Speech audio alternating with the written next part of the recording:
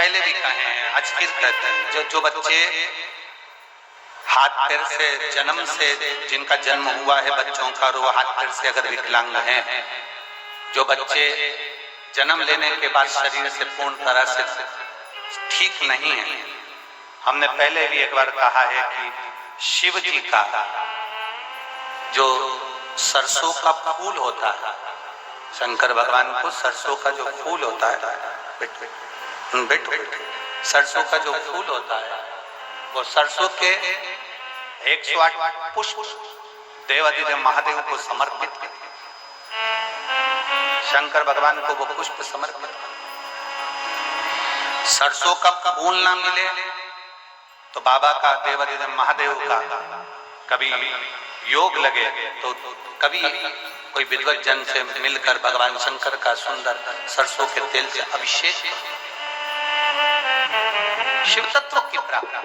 ये एक उपाय YouTube पर आपको मिल जाएगा, एक लौंग, एक कमलगट्टा, एक काली मिर्च का जो उपाय था सरसों के तेल वाला, वो YouTube पर मिलेगा। प्रयास करना, उसके साथ में मेहनत करना।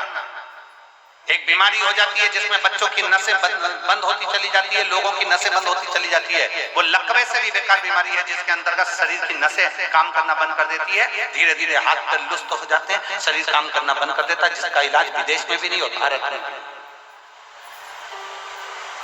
विदेश में भी नहीं हो, भारत में।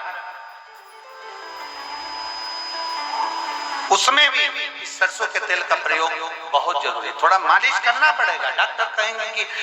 हड्डी मजबूत हो जाती है, नसें मजबूत हो जाती है, कड़क हो जाएगी, फिर वो काम की, तो वैसे भी तो शरीर कड़क हो रहा है, वैसे भी तो शरीर बेकार हो रहा है, तो उसको उस पर नाभि में 2 बूंद डालकर तेल मालिश कर। शिव जी का अगर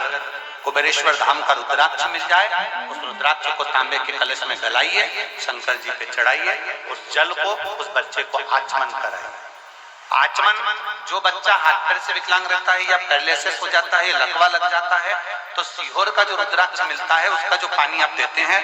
पैरालिसिस वाले को, लकवे वाले व्यक्ति को या हाथ पैर से बेकार व्यक्ति को, बच्चों को जो प्रदान करते हैं, उसको 3 जगह पर जल को पहले स्पर्श कराया जाता है। आप लोगों के स्मरण में होना चाहिए कि पानी पिलाने से पहले उसको 3 जगह स्पर्श कराओ। अगर पाँव नहीं काम कर रहा है, हाथ नहीं काम कर रहा है, शरीर काम नहीं कर रहा है, बच्चा पूर्ण तरह से चल नहीं रहा है, पड़ा ही रहता है पलंग पर, तो उसके लिए 3 जगह सीहोर के रुद्राक्ष का जल शिव जी को चढ़ाकर कुंदकेश्वर महादेव के नाम से उस पानी को लाकर 3 जगह पहले उसका स्पर्श कराया जाता है। उस कटोरी के जल को हथेली में लिया जाता है, कुंदकेश्वर का स्पर्श करके सिर पर, कुंदकेश्वर का स्पर्श कराकर उसके वक्षस्थल पर, कुंदकेश्वर का स्पर्श कराकर उसके नाभि को पर उसको छुआया जाता है। बचा हुआ जो जल था कटोरी में, ये तो हथेली के जल का काम है, कटोरी में जो जल बचा हुआ है वो बच्चे को 2 बूंद 3 बूंद 4 बूंद जितना पिला सकते हो वो पिलाइए। धीरे धीरे आपकी मेहनत लगन पक्की है और भगवान शंकर पर अगर भरोसा है तो इसी जगह पर फिर मिलकर हम बताएंगे कि शरीर काम करा। थोड़ी मेहनत आपको करना है, आपको हारना नहीं है, आपको डरना नहीं है।